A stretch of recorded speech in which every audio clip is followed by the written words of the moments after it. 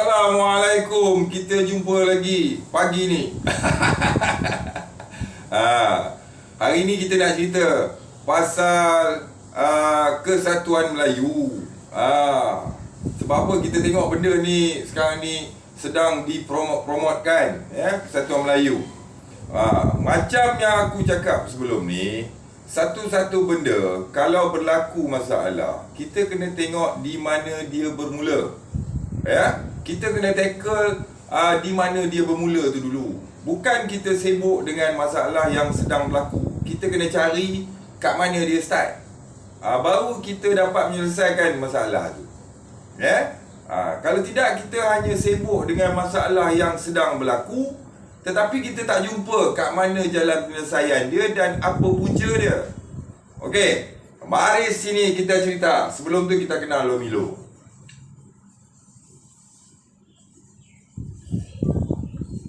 Okey, cerita dia macam ni. Dulu aku pernah cerita tentang kalimah Allah dan kalimah Muhammad. Ya, macam mana dua kalimah ni, Allah dan Muhammad, macam mana benda ni boleh dibawa masuk dalam tandas, boleh dibawa masuk dalam pub, boleh dibawa masuk di mana-mana, ya, boleh bawa masuk kat tokong. Jadi kat sini saja kita tengok pun dah tak boleh nak selesai. Ya, kita sarankan dan mohon kepada kerajaan cuba kaji balik perkara ni. Mana boleh nama Allah Muhammad bawa masuk dalam jamban, dalam toilet apa semua. Ini merujuk kepada apa?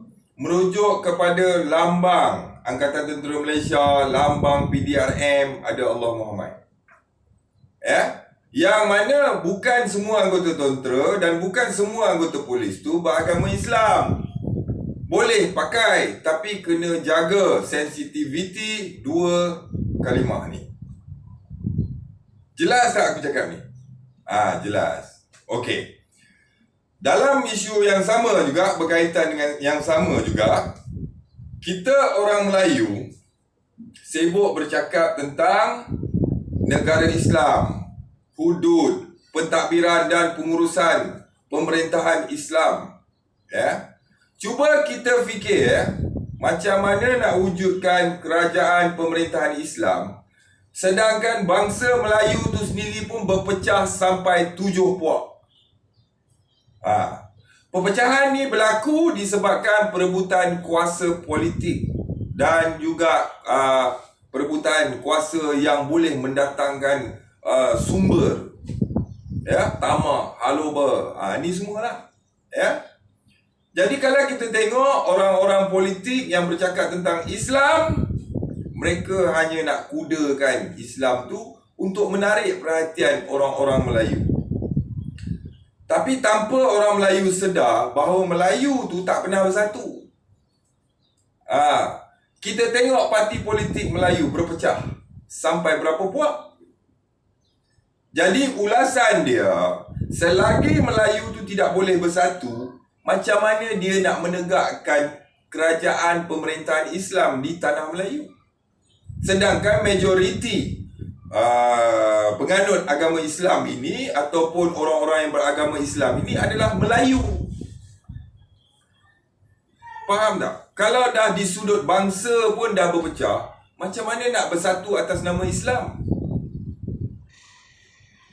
Jadi bila aku bercakap perkara-perkara macam ni, sekejap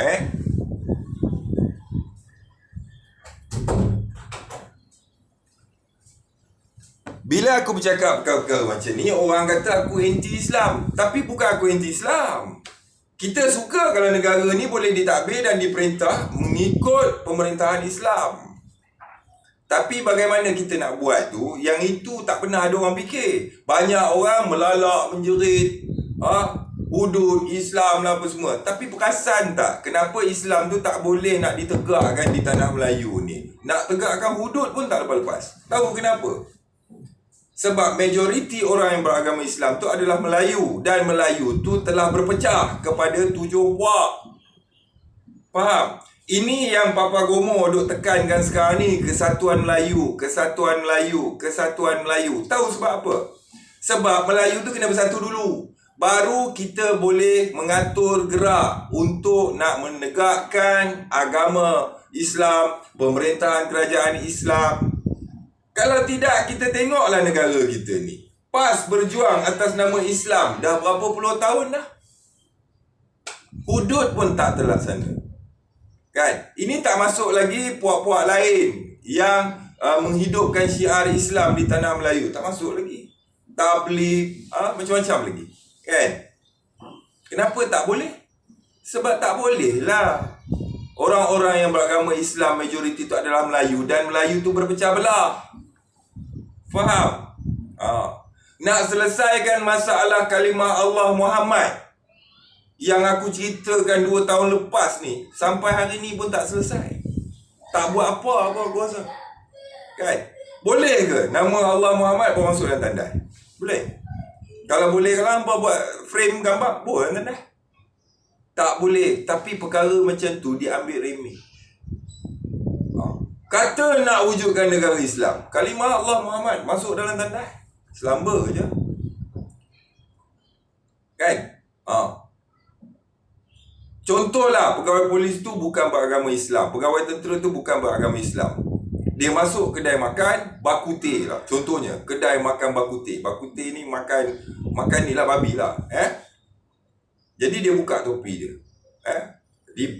Melepasi beratapkan langit pakai topi. Kalau tidak beratapkan langit ni tak payah pakai topi lah. Buka topi. Selit sini. Allah Muhammad tu terjojol logo kat sini. Ni babi satu mangkuk kat depan ni. Nampak? Orang Melayu tak pernah ambil tahu hal ni. Kan? Berpecah dalam parti politik, berpuak-puak ni, orang Melayu tak pernah ambil tahu pun.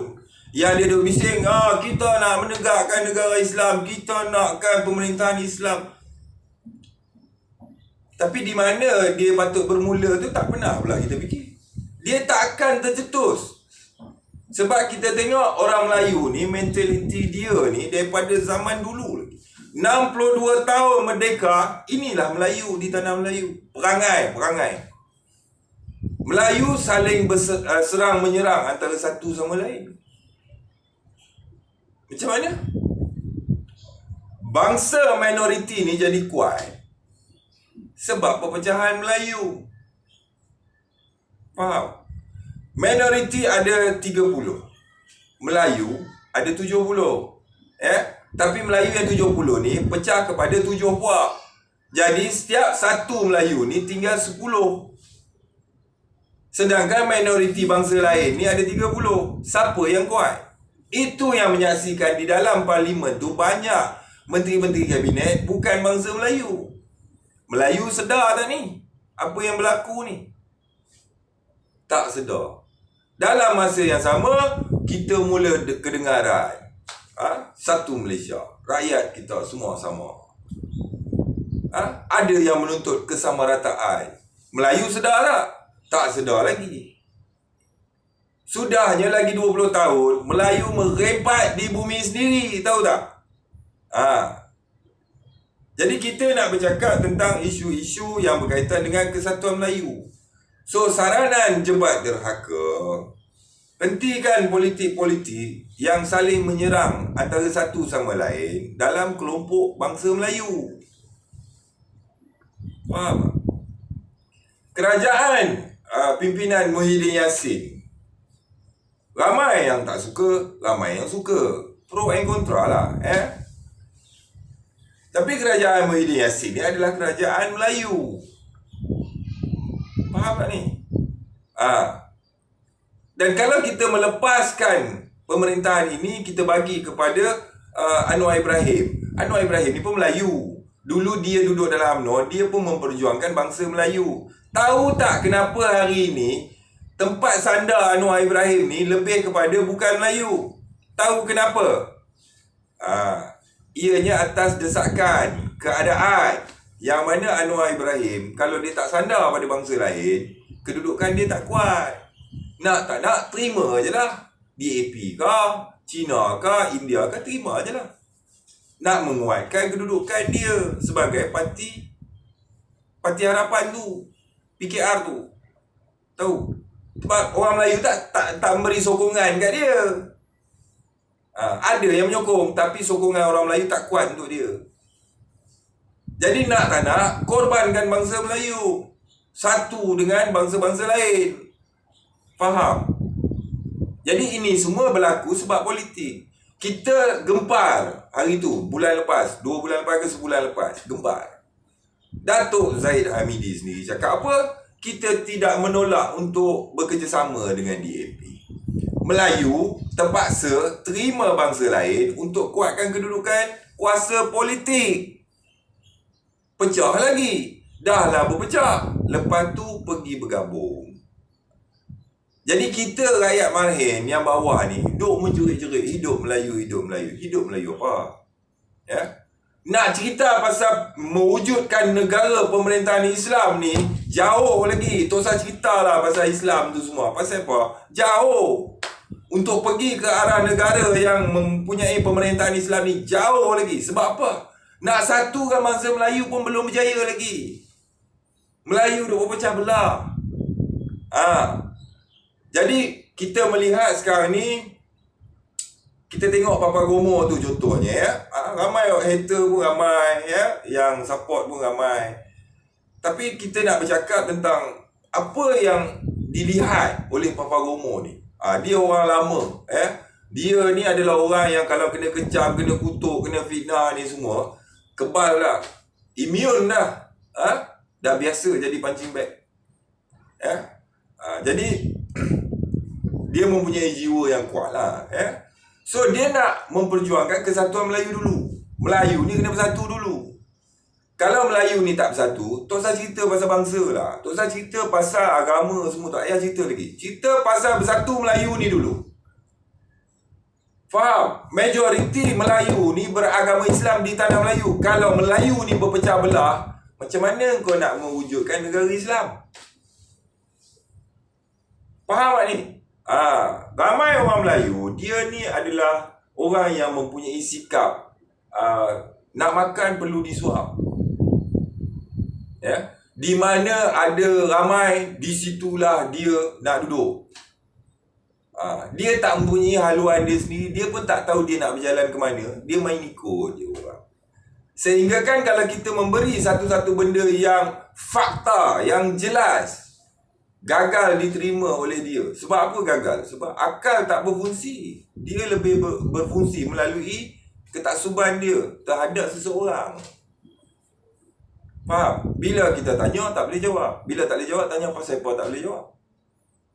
Tak kira, saya nak sokong dia juga. Ni bodoh ni. Inilah di antara Melayu-Melayu yang bodoh. Fikir sendiri tak nak. Ikut jalan yang betul, fakta jelas tak nak. Ikut jalan yang dia tak tahu pun apa cerita tu. Jadi saranan Jemaat Dhaka, tengok satu-satu benda 10 step ke depan. Ya?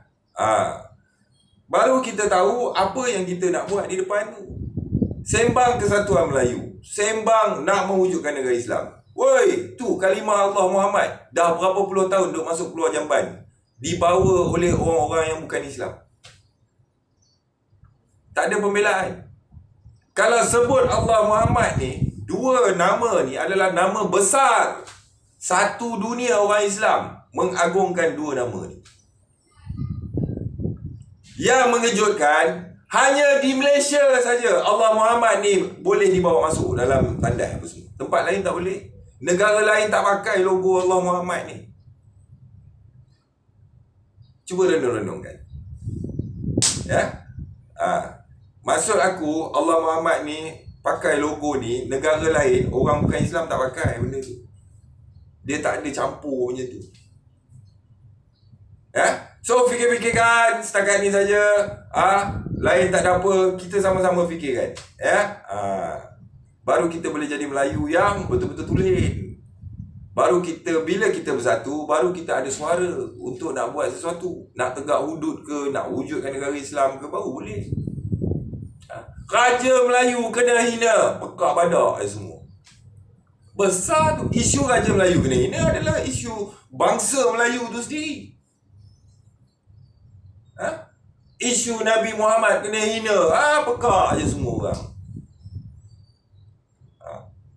Isu jebat dahaga, kontroversi, viral. Aku siapa? Hangpa nak viral aku buat apa?